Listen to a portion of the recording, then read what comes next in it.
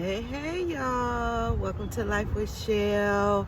I am doing another supernatural encounter, hope for the hopeless. I did one yesterday, less than 24 hours ago.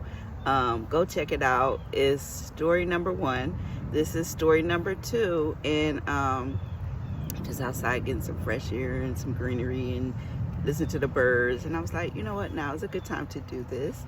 And so I am back. If you watched the first video, then I said I was gonna do back to back, but y'all, if you watched the first one, I was through. I was done for after that. I was full, I was drained, I was in awe, I was just all kinds of stuff at once. But so on and so forth. Here we are, story number 2. So what is today's story about? I had something in mind yesterday, and I told y'all I never know what direction this is going in. What I had planned, Holy Spirit said nope.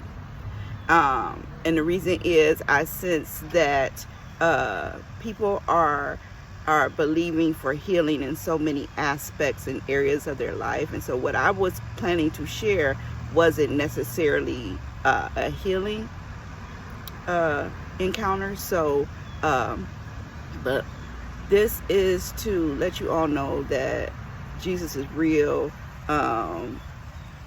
healing is real, miracles are real, signs are real, wonders are real.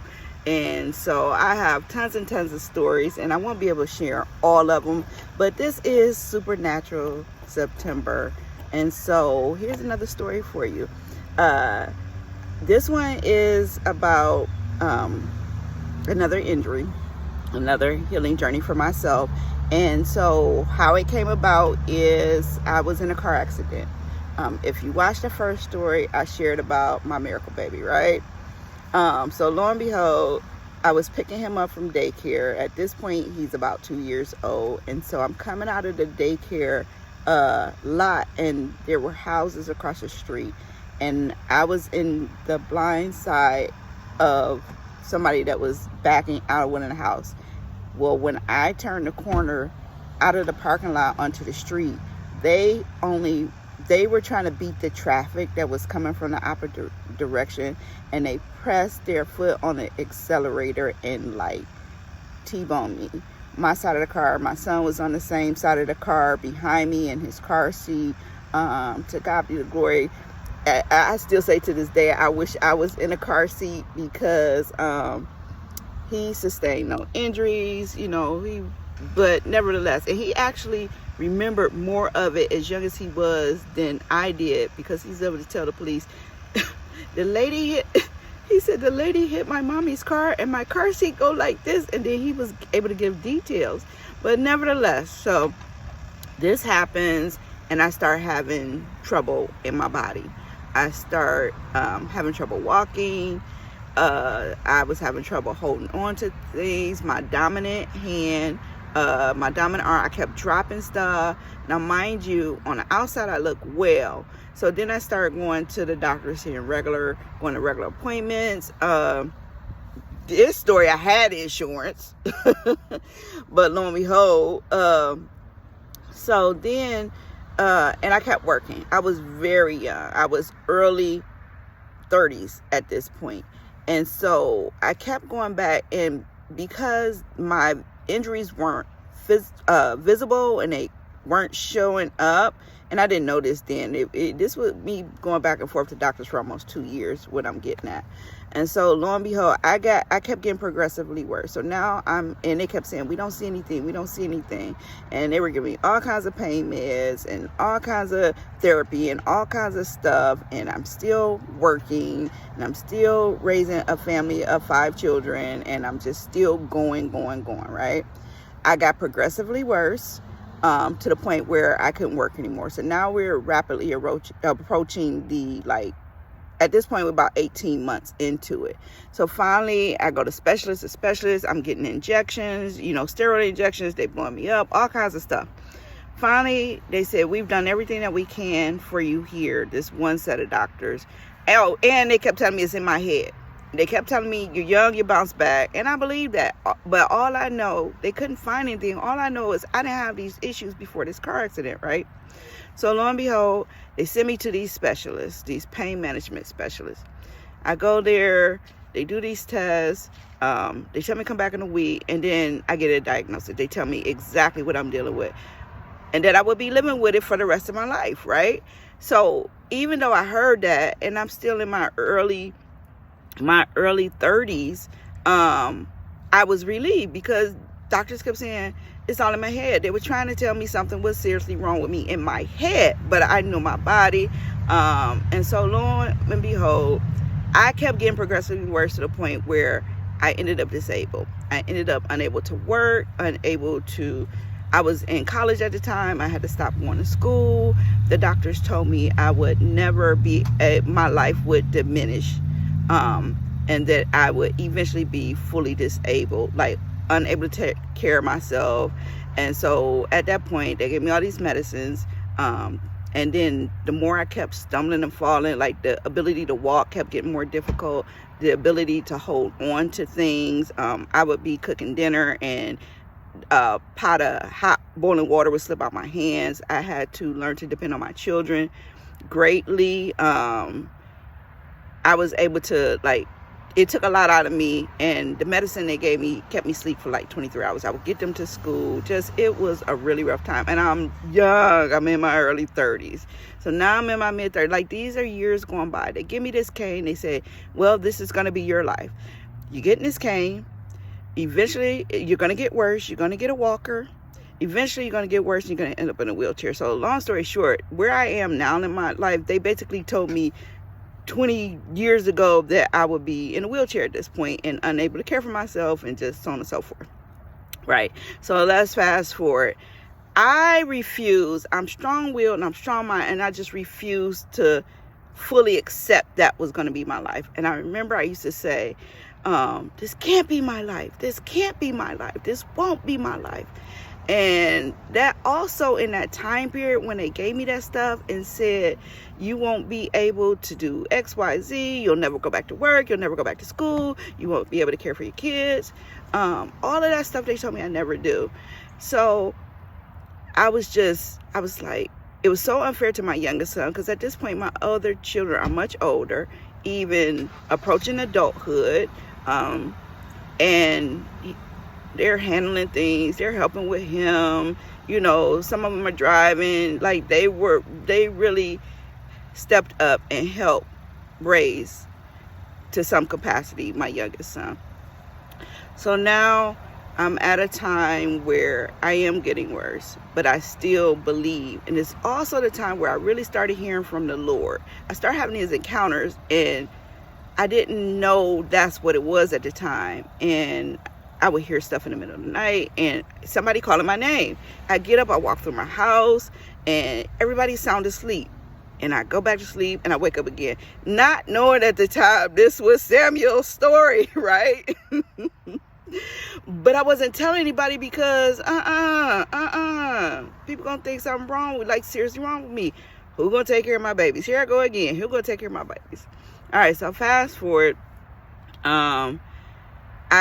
I went to sleep they wanted to do surgery on my spine, and everything in me said, nope, I don't want to do that. I just felt like I was going to be paralyzed. And I remember going to sleep, and this is also how I started hearing from God. Knew I was hearing from God, but didn't know, is I would go to sleep. This is how I learned how to rest in the Lord also. I used to be a worrier, anxiety, so on and so forth. It was bad. It was real bad. And I would go to sleep with something on my mind, and when I wake up, the solution was there. And that kept happening. And I was like, oh, I know this God, because I can't come up with this kind of stuff, the solutions. So I one day I was like, they're not operating on my spine. They're basically telling me that's the end of it. That's my only other option. I went to sleep. I woke up. God gave me a solution. I still needed to have surgery, but it was a different type of surgery. And so I ended up having a breast reduction. All right. And So when I had it, that's what he told me. And because I had always had issues with my back and, my spine and so on and so forth, I was very top heavy, and that was the solution he gave me. Well, because this had been documented for all these years in my medical records, the insurance approved it. Yay for insurance. When I had that surgery and I came up out of the anesthesia,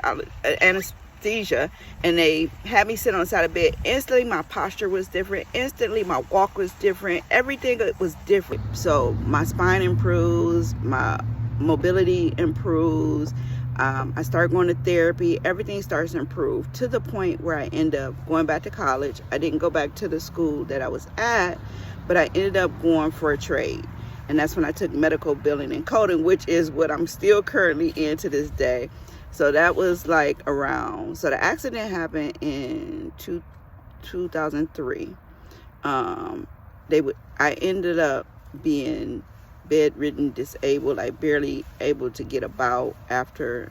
One of the things I gotta tell you this, one of the things the doctor said is the reason when my body like officially shut down is because I never took a break in that 2-year time frame, or actually it was 18 months. And I never really took a break, so I kept pushing my body, and the type of work I was doing, my left side is my dominant side. I had to use it a lot for repetitive motions, and so all of that was contributing to my spine like breaking down, and that affected my ability to walk and hold on to stuff, and so on and so forth. So fast forward, after that surgery, I started getting better, and then I started taking advantage of programming in the community for moms, for unwed mothers, for single mothers. And so they were paying for me to go back to school. And because I had already had college under me, they wouldn't pay for like a full degree. They were only paying enough for me to do some type of trade to get me back in the workforce, because that was my goal, right? And the time I was out of work, that was another way. That's a whole nother story about how God provided. I may share those stories or not, but the doors that were open to keep my income flowing, I may share that this month or another time. But anyway, so I go to school for medical billing and coding, which I'm still in to this day. I go to school in 2009. I'm still improving. I graduate in 2010. And so, but this is something that I'm leaving out. When I get back into the workforce, now I'm still struggling, but I don't want, people to know that I'm struggling in my body. I don't want it to hinder my ability to work. I don't want people passing judgment on me and saying, you can't do the job. I still got to take care of my family. So my spiritual mom, her church was hosting her pastor's pastor, Dr. Fred Price. I had only seen him on TV, and I remember like everything in me was telling me to be at this church event. But when I got off work, my tank was empty, and it was far enough where I would probably run out of gas. But everything in me said be there, right? So I pushed it on an empty tank of gas, y'all. I went all the way out there on an empty tank of gas and all the way back home on an empty tank of gas. But let me tell you, when I got there, so I'm there in the mist. I'm not familiar with the supernatural in that aspect. I'm not familiar with healing services, so on and so forth. So the service is almost over, and I'm enjoying it. But then at the very end, he says, I'm just feeling like somebody, that the Lord is saying, I need to pray and lay hands on those dealing with any type of spine or back injuries. Now, to know me back then would know I'm so super shy and so don't want to be up front, don't want to be, in the limelight, none of that kind of stuff, right? And so, but everything in me tugged on me, and I got up out that seat on my way up there. Now, I still struggling with walking, right? But I got up there. And I'll never forget, they laid hands on me, they prayed on me. And then I know that's what enabled me to continue to improve. My healing was supernatural. full healing supernatural. And I do, so long story short, I do everything the doctor said that I would never do. I do more than what the doctors say that I would do.